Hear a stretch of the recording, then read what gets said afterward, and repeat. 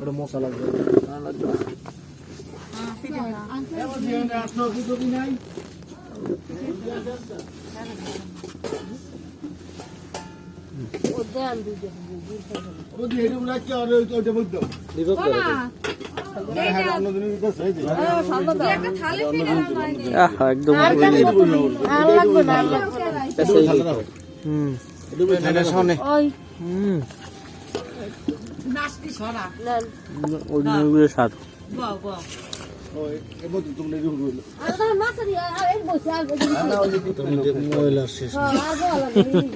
আমি কি করি জানেন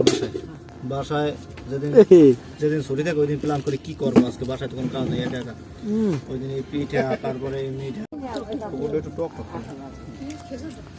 কালকে আছে খেজুরের বীজ হ্যাঁ কালকে আছে